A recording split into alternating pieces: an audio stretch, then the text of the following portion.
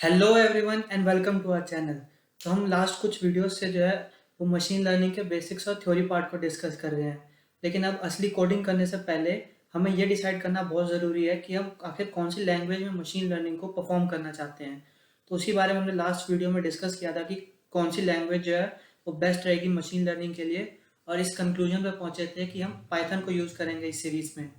लेकिन हमने पाइथन को यूज़ करने का एक मेजर रीज़न ये दिया था कि पाइथन में जो है वो इनबिल्ट लाइब्रेरीज होती है जिसमें ऑलमोस्ट सारा कोड पहले से लिखा रहता है, तो हमें कुछ करने की ज़रूरत नहीं पड़ती।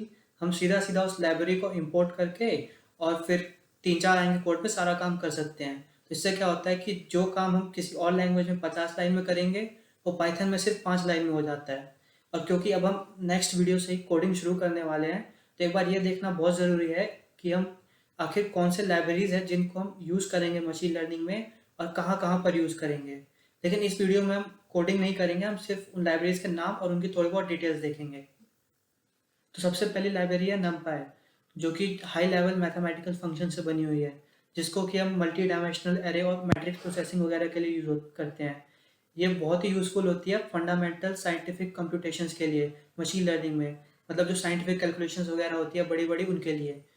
NumPy के और भी यूजेस हैं, जैसे कि डिस्क्रीट फोरियर ट्रांसफॉर्मेशन, सॉर्टिंग या सिलेक्टिंग कैपेबिलिटीज़ के लिए, बेसिक लीनियर अलजेब्रा और statistical operation, random simulation, shape manipulation वगैरह के लिए।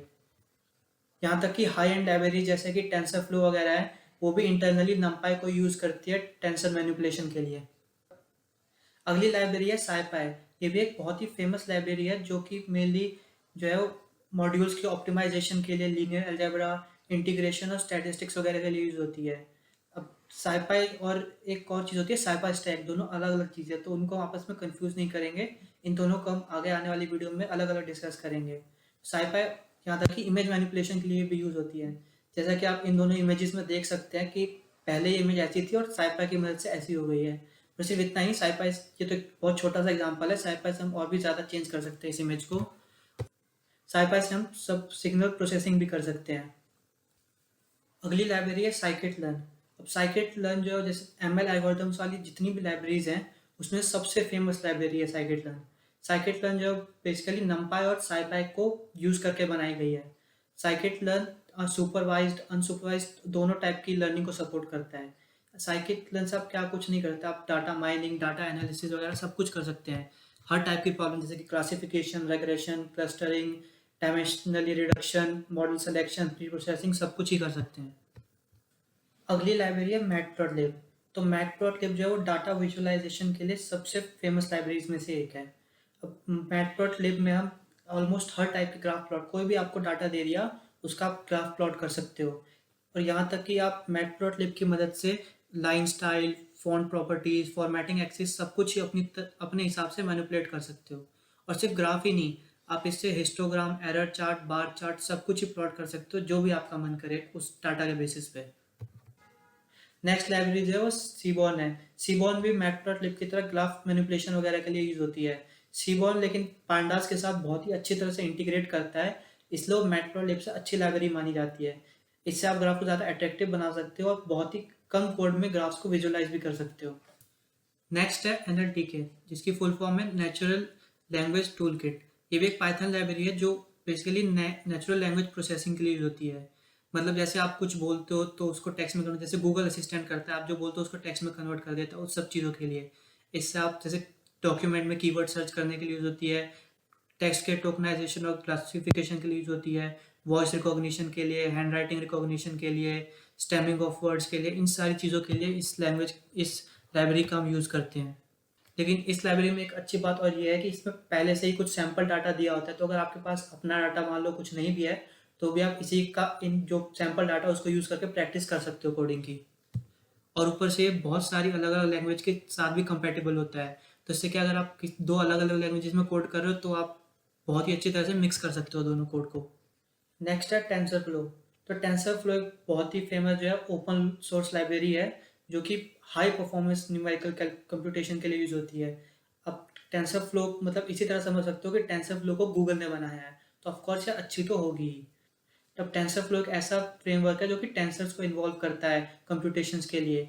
वो यहाँ तक कि टेंसरफ्लो इतनी खतरनाक लाइब्रेरी है कि वो सिर्फ मशीन लर्निंग और एआई नहीं, बल्कि neural networks, deep neural networks तक के लिए यूज़ होती है। इससे आप बहुत ही ज़्यादा एडवांस लेवल के एआईज बना सकते हो। यहाँ तक कि इससे जो है रिसर्च एप्लीकेशंस वगैरह बनाने में भी इसका बहुत यूज़ होता है। नेक्स्ट लाइब्रेरी है पांडास। तो पांडास, ये वो जानवर वाला पांडा नहीं है, ये पाइथन की एक लाइब्रेरी है जो कि डाटा मैनिपुलेशन और एनालिसिस के लिए यूज़ होती है। पांडास की मदद से आप किसी भी, मतलब आपके पास कोई फाइल है, जैसे एक्सेल की फाइल है, सीएसवी फाइल है, तो उसको आप इंपोर्ट करके उसके डाटा को मतलब रीड कर सकते हो। इससे पांडास जो है वो जैसे कि टाइम सीरीज और स्ट्रक्चर्ड मैनिपुलेशन डाटा, इन सब को बहुत ही आसानी से कर सकता है पांडास। पांडास में और भी जैसे कई सारे बढ़िया बढ़िया फीचर्स है डाटा की, जैसे कि डाटा सेट रीशेपिंग, पाइवटिंग, या दो डाटा सेट्स को मर्ज करना, या फिर कोई मिसिंग डाटा है उसके साथ उसको हैंडल करना है डाटा अलाइनमेंट के लिए, या फिर हायरार्किकल एक्सेस इंडेक्सिंग के लिए, या फैंसी इंडेक्सिंग के लिए, और भी कई चीज़ों के लिए पांडास को हम यूज़ करते हैं। नेक्स्ट लाइब्रेरी है केरस। तो केरस एक high level neural network API है जो कि टेंसरफ्लो, सीएनटीके और थियानो जैसी लाइब्रेरीज का यूज़ करके चलता है। तो ये केरस को जो है वो गूगल इंजीनियर से बनाया था वन एरोस के लिए। तो अब वन एरोस है वो open ended neuro electronic intelligent robot operating system. तो अब ये बहुत बड़ा नाम है, जानता हूँ मैं। अब केरस, लेकिन केरस जो है वो न्यूरल नेटवर्क्स के लिए बहुत ही ज़्यादा यूज़फुल है। इसे आप न्यूरल नेटवर्क को बना तो सकते हो, बनाना और डिज़ाइन करना सब कुछ कर सकते हो। केरस की बेस्ट बात ये है कि ये ईजी और फास्ट प्रोटोटाइपिंग को अलाउ करता है। तो केरस के कुछ फीचर जो अलाउ करता है, जैसे कि neural layers, activation and cost function, objectives, batch normalisation, drop out, pooling वगैरह। नेक्स्ट लाइब्रेरी है पाइटॉर्च। तो पाइटॉर्च जो है वो एक already existing open source machine learning library थी, टॉर्च नाम की, सी में, उसका यूज़ करके बनाई गई है। पाइटॉर्च में जो है बहुत ही ज़्यादा टूल्स अवेलेबल है कंप्यूटर विजन और नेचुरल लैंग्वेज प्रोसेसिंग वगैरह के लिए, और बहुत ही ज़्यादा अच्छे उसमें टूल्स एमएल प्रोग्राम्स के लिए भी हैं। पाइटॉर्च जो है वो कंप्यूटेशन अलाउ करता है टेंसर पे जीपीयू एक्सेलरेशन के साथ, यहाँ तक कि वो कंप्यूटेशनल ग्राफ्स बनाने में भी यूज़ हो सकता है। लेकिन अब सिर्फ इतनी लाइब्रेरीज नहीं है, और भी कुछ लाइब्रेरीज हैं, जैसे कि स्पार्क, एमएललिब, एमएक्स नेट और थियानो वगैरह। तो अब हम सारी लाइब्रेरीज को तो मेंशन कर नहीं सकते, तो इस वीडियो के लिए इतना ही रखते हैं। तो नेक्स्ट वीडियो से हम कोडिंग शुरू करने वाले हैं, और मोस्ट प्रोबेबली हम नेक्स्ट वीडियो में नमपाई में कोड करेंगे, उनके उसके थोड़े बहुत बेसिक्स वगैरह देखेंगे। तो बस इस वीडियो के लिए इतना ही। अगर आपको वीडियो पसंद आई हो तो इसे लाइक और शेयर कर दें, और चैनल को सब्सक्राइब करना ना भूलें।